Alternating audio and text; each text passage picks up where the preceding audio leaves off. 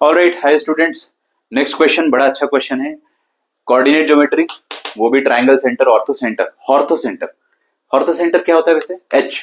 मैं इसको हॉर्थो सेंटर बोलता हूं क्योंकि इसको एच से रिप्रेजेंट करते हैं और एच रिप्रेजेंट्स हाइट, मतलब हाइट्स का पॉइंट ऑफ इंटरसेक्शन, ऑल्टीट्यूड्स का पॉइंट ऑफ इंटरसेक्शन। ठीक है, तो ऑर्थो सेंटर निकालना है एक ट्रायंगल का जिसके वर्टाइसेस दे रखे हैं। ऑर्थो सेंटर मान लीजिए a कॉमा बी आया, तो a कॉमा बी इसके लिमिट में चढ़ जाएगा और ये इंटीग्रेशन देखते ही सॉल्व हो जा रहा है, देखते ही एकदम विजुअली। ठीक है, कोई आंख का अंधा इंसान भी देख के बता देगा कि सर यहाँ पे लावारिस एक्स है। लावारिस एक्स मतलब किंग रूल का सवाल है, नो ब्रेनर। और ये वाला इंटीग्रेशन और ये वाला इंटीग्रेशन का रेशियो पूछा है, बहुत आसान सवाल नहीं हो गया? आपको नहीं लगता है कि लावारिस एक्स गायब हो जाएगा और रेशियो डायरेक्ट आ जाएगा? बस ए और बी निकालने की देरी है। तो मैं ऑर्थो सेंटर निकाल देता हूँ। ऑर्थो सेंटर में भी देखो मेरे को क्या करना है ना, सबसे पहले एक चीज समझना, इसमें किंग रूल लगाना है। अगर आपको किंग रूल लगाना है तो किंग रूल में आपको ये चीज बहुत अच्छे से पता होनी चाहिए कि हम लोग x की जगह रिप्लेस करते हैं lower limit a plus upper limit b minus x. जब हम रिप्लेस करेंगे तो यहाँ पे x की जगह a plus B minus X आएगा। मतलब आपको a और b का वैल्यू चाहिए, या तो a और b का सम चाहिए। सम से भी काम चल जाएगा, समझ रहे हो? वैल्यूज नहीं मिली तो भी चलेगा, आप समझो, स्मार्ट तरीके से सॉल्व करने की कोशिश करो। आप गधों की तरह पूरा ऑर्थो सेंटर निकालने में टाइम वेस्ट कर देते हो तो फिर आपका टाइम जा रहा है ना आपको, और पैनिक भी क्रिएट होगा एग्जाम में। I think sum of A and B would be enough. तो एक काम करते हैं, ये हमारा ट्रायंगल है और ये ट्रायंगल में कोऑर्डिनेट है 1,2, 2,3 एंड 3,1। ठीक है, अब आपको ऑर्थो सेंटर निकालना है। ऑर्थो सेंटर निकालने के लिए ऑल्टीट्यूड की इक्वेशन, ये रही पहली ऑल्टीट्यूड, इसकी इक्वेशन निकालना है। तो इसका स्लोप निकाल लो। ये वाला स्लोप जो आ जाएगा that will be 3 - 1 2 upon 2 - 1 which is 1। इसका स्लोप अगर 1 है तो इसका स्लोप इसका स्लोप 2 आ रहा है ना, तो ये वाली लाइन का स्लोप माइनस हाफ आ जाएगा, माइनस हाफ। तो माइनस हाफ स्लोप है ना, तो एक काम करो, ये ए एम की इक्वेशन निकाल लो। Equation of A M will be equal to y minus 2 is equal to minus half times x minus 1। तो ये कितना हो जाएगा? 4y minus 4 is equal to minus X minus minus plus 1।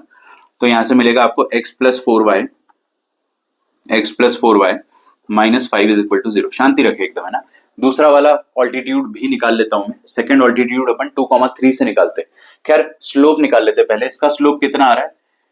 ये वाली लाइन का स्लोप एक बार निकाल लो। मैं तीनों लाइन का स्लोप निकाल लेना चाहूंगा, तो ये स्लोप ऑफ ए भी निकाल रहा हूं मैं। ठीक है, 3 - 2 आ जाएगा 1 डिवाइडेड बाय 2 - 1 1। क्या बात है, सुंदर स्लोप, सुंदर स्लोप आ रहा है। तो एक काम करो ना, इसी के परपेंडिकुलर वाला हाइट निकालो, बेटर रहेगा ना। तो ये वाली हाइट निकाल लेता हूं मैं। इस हाइट का स्लोप -1 हो जाएगा और ये 3,1 से पास कर रही है, तो सी एन की इक्वेशन लिख लेते हैं। सी एन की इक्वेशन आ जाएगी आपके पास y minus y1 is equal to -1 times x minus 3। y minus 1 is equal to minus X minus minus plus 3। तो x plus Y is equal to 4। क्या बात कर रहे हो सर, इसके बाद कुछ सॉल्व मत करो। देखो, आप चाहो तो दोनों ऑल्टीट्यूड को सॉल्व करके ऑर्थो सेंटर का कोऑर्डिनेट a, b निकाल सकते हो, बिल्कुल, बट मत निकालो। We don't need the values of a and b, we just need their sum. समझो ना, किंग रूल लगाना भाई, सम से काम हो जाएगा। तो आप सिर्फ सम निकालो ना, a और b का सम, मतलब ये वाली जो हाइट है उसी पे a, b लाई करेगा। Ortho centre lies on the altitude, तो a, b इस पे सेटिस्फाई करेगा। तो a और b का सम 4 है। खत्म, क्वेश्चन खत्म हो गया भाई। अब a और b का वैल्यू यहाँ पे डाल दो। तो आपको क्या करना है, x की जगह 4 माइनस एक्स रिप्लेस करना है। और अगर अपन ऐसा करेंगे तो I1 का वैल्यू क्या आ जाएगा आपके पास? a और b का वैल्यू मेरे को नहीं पता, बट यहाँ पे 4 माइनस एक्स आ जाएगा और इधर आ जाएगा आपके पास sine of 4 times 4 minus X की जगह फिर से 4 minus X square, 4 minus X का होल स्क्वायर आ जाएगा। ठीक है, ओके, परफेक्ट। ये आ गया मेरे पास किंग लगाने के बाद। अभी दोनों को ऐड करना है, लेकिन ऐड करने से पहले मैं ये साइन के अंदर वाला मामला जो है उसको सेटल करना चाह रहा हूं। तो यहाँ पे कुछ ऐसा आ जाएगा 16 माइनस 4x और minus 16 minus X square minus 8x आएगा, जो कि बन जाएगा प्लस 8x।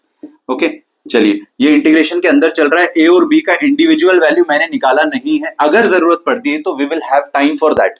ठीक है, I will erase this part after some time, not now. कितना रहा बेटा? माइनस एक्स स्क्वायर, 16 और माइनस 16 कट गया, 8x minus 4x will be 4x।